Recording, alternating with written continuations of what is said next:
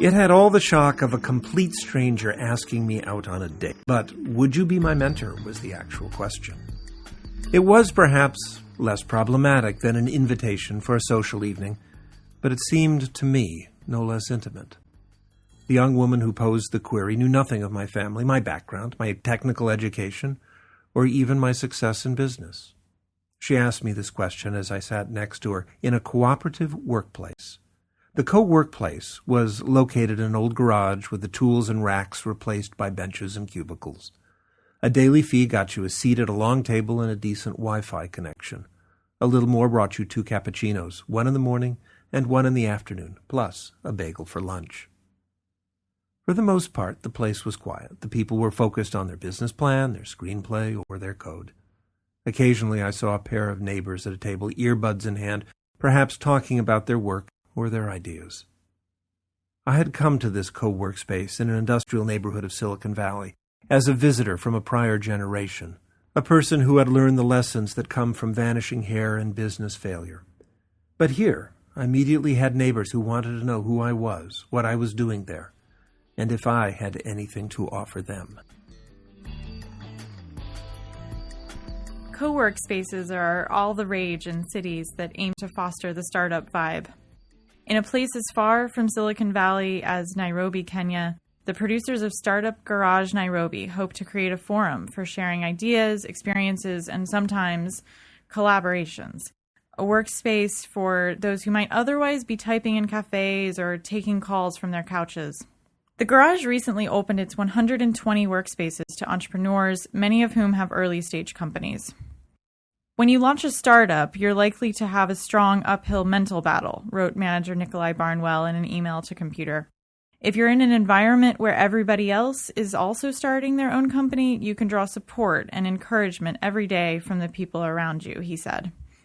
Entrepreneurs need encouragement, but they also need training and experience.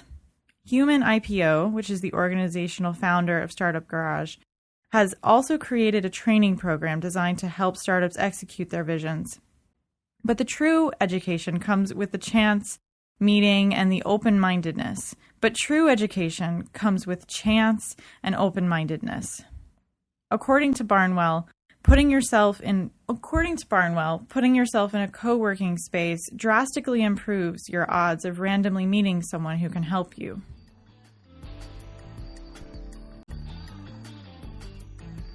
So that was my lesson for the morning.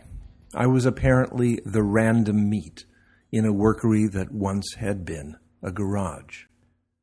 An actual garage, of course, had been the place where I gained my first experience with work, although this garage was quite different from the modern workery. My mentor wasn't a person, but an organization. From a group of men barely older than myself, I learned to arrive on time, cooperate with others, and organize my approach to working on automobiles.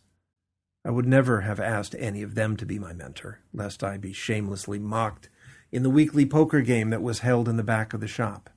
It was in that game, as much as anywhere else, that you got the real mentoring, that you learned what you needed to be a business leader, how to hold your hand, how to plan your strategy, how to husband your winnings, and how to tell a good story. This has been Forward Slash. Forward Slash is a column that is published monthly in Computer Magazine. This podcast was taken from the essay that is published in the April 2012 issue of Computer. Computer is a publication of the Computer Society, and you can find more about the Society and Computer at computer.org. We want to thank Freddie Mac for our theme, and thank you for listening. This has been David Allen Greer and Aaron Dumbacher for Forward Slash.